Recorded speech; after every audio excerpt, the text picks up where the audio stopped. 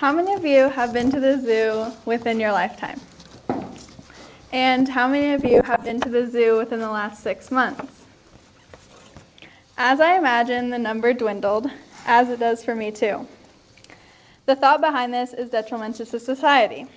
If we continue to capture healthy animals and putting them in unhealthy and unsanitary conditions, I believe that this is saying something about our society as a whole.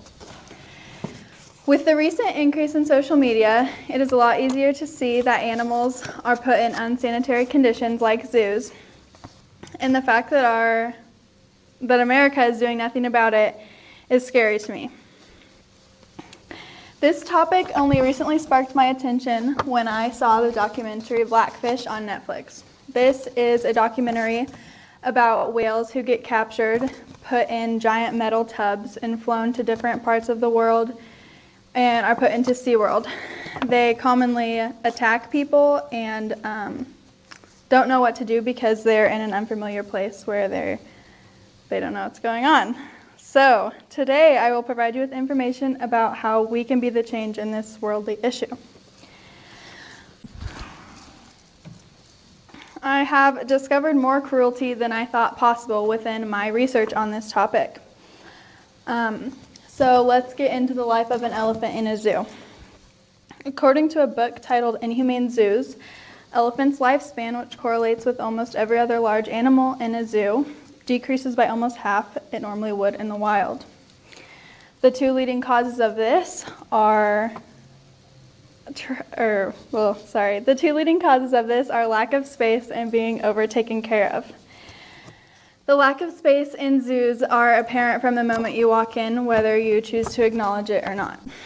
Zoos are normally fit into large cities in a really small area where they'll get the most tourists and the most money for the organization.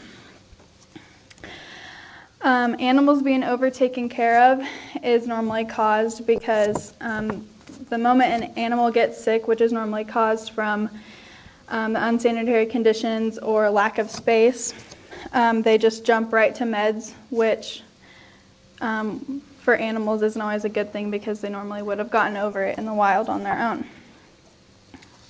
Now that I have shown you some reasons animals suffer in zoos, let's talk about how we can stop this. There are many steps, but will we do it? Today I have 2 steps that I believe will be the most beneficial.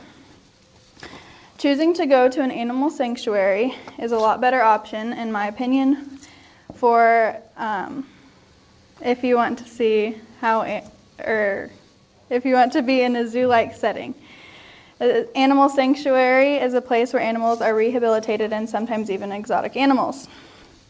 My second proposition is traveling. Now, I know this might sound expensive and maybe even a little crazy, but for example, if you drive 10 minutes down the road, you can see buffalo at Maxwell, and if you drive 6 hours to Colorado, you can see bears.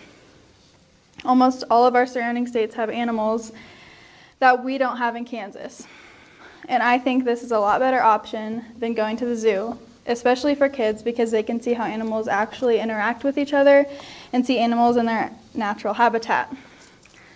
Now that I have provided you with information on how we can be the change.